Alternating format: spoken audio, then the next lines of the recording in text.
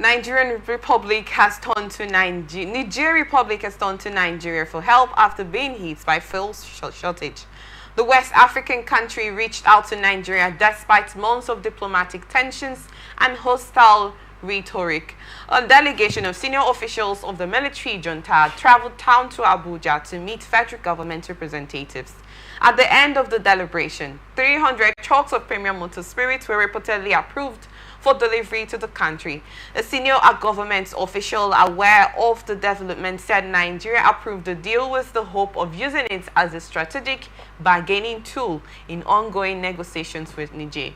According to the official, the delegation explained that Niger had been reliant on fuel from the Chinese refinery. However, due to issues with the supplier, the refinery was shut down, leaving the country with limited options. We do not want to blow our trumpets. Rather, we want to use it as a bargaining chip for negotiation as we continue to engage with them to bring them back to ECOWAS.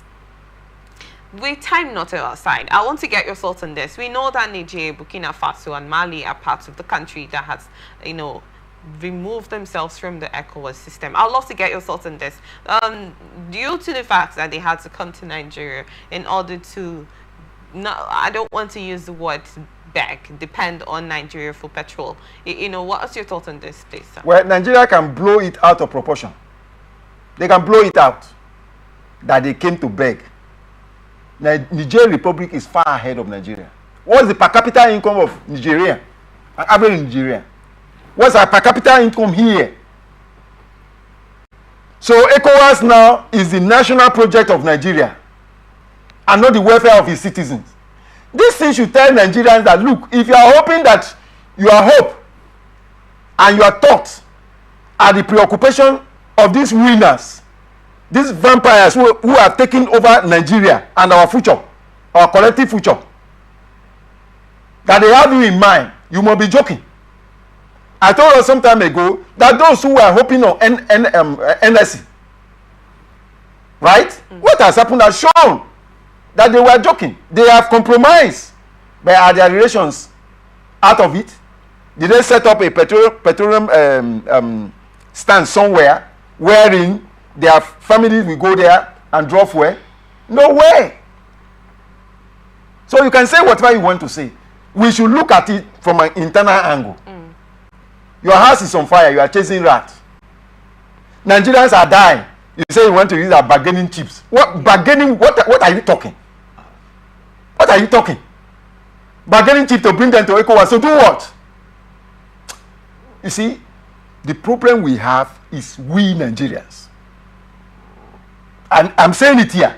We are the problem of this country. We are the problem of our leaders.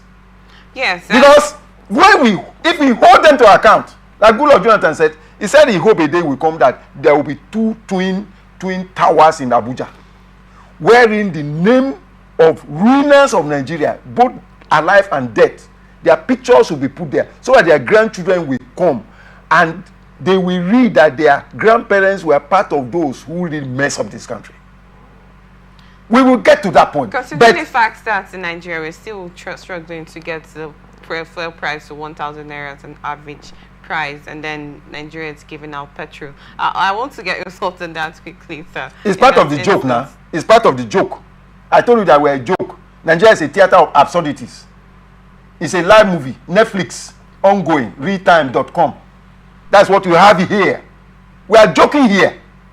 And I place the joke on the audience that enthusiastically, you see the joke that is happening in Nigeria. Go around, you will see that what is booming in Nigeria is bet.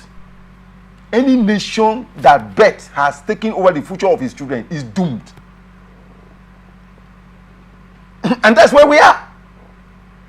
And our majority criminal-minded self-imposed political opportunists are thriving on it. Check out what is happening in Rivers State here through my professional colleague, Nyesom Wike. And the president is backing him. They have brought the legal system in Nigeria to an international pariah status. It's a shame. The other day I was in court. Lawyers practically bowed their heads in shame. I mean Nigerian lawyers in Port Harcourt here. They bowed their head in shame. One of them, that I went to court as a litigant. One of my friends, so I didn't dress officially. He said, my brother, I wish I dressed like you. Any lawyer that is seen hanging bib or wig in front of his car should be ashamed. If we cannot stand, see, let me tell you, when there is global crisis, people look up to lawyers because by virtue of our training and exposure, we have solution. And in my capacity as a notary public of the Supreme Court of Nigeria, I have provided solution to the problem of this country. And they are refused because they are fixated on an evil agenda. And that is to bring Nigeria to a ruining condition that the poverty we sow, it's not the poverty that is an imposed poverty. That will bring, even, I told you last time that the moment you are a victim of hunger, your brain setting will migrate from significance to survival. And the moment your brain, it's your brain that controls you. As you are sitting down here now, you can turn your brain and you are walking to your house. You know where you kept your pot. Whether you have rice in it, you know. If you put something in the freezer and your mind is telling you that there is no light and that thing may sour, your mind, you can be sitting here while your mind is wondering, hey, let there be light too. Let not that soup sour. What is making you to think that way is because of thinking of when you are going to cook next. Where will you get the money from? I will give you an example about that copper. Do you know that the 77,000 naira they were talking about, they are not yet being paid? What is 33,000 naira in the light of current economic realities? Are we joking here? And then you are telling, you want to gag up people that they cannot open their mouth and talk.